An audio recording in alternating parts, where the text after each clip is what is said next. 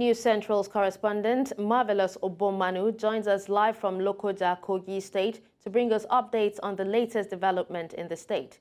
Good afternoon, Marvelous, and thank you for joining us. Well, Marvelous, what were the talking points of the briefing by the Commissioner of Police? Can you share, that information with us?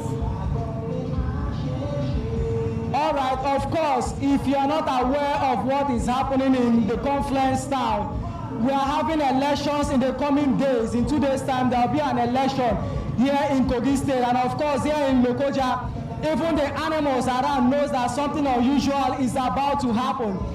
Every street, every junction, every road you pass across here in Lokoja, you see security personnel, you see military personnel, you see civil defense, you see the police blocking every road, moving about, trying to ensure that there is adequate security on ground to guarantee a free, fair, credible, and secured election. Now, earlier today, some concerned citizens of Kogi State, under the aegis of Youth for Peace in Kogi State, converged on the Independent National Electoral Commission's office here in Lokoja to demand on the resident electoral commissioner to do right in this election, to make sure that every stakeholder that will be deployed for this election must act within the law to guarantee a free, fair, and credible election.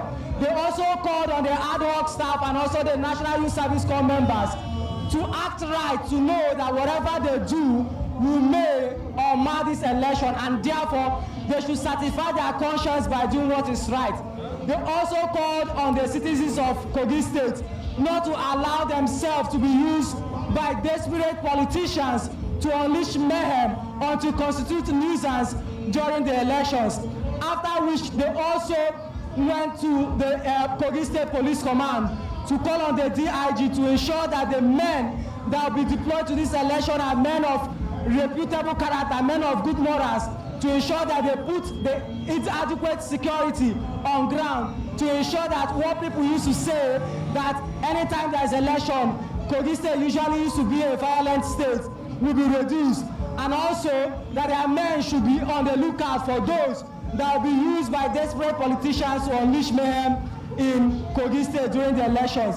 So while they were at the Kogi State Police Command, the DIG also spoke with the press, reinforcing what the Inspector General of Police has said, that there will be adequate police, there will be adequate security on ground. He also tasked principal staff officers and senior officers of the command to make sure that they are on guard. They should be on guard and on the lookout so that they will guarantee free, fair, and secured election that will not be marred or made by non-state actors. So the atmosphere, as you can see, I'm sweating, is very hot here in Kogi State. So everywhere is charged.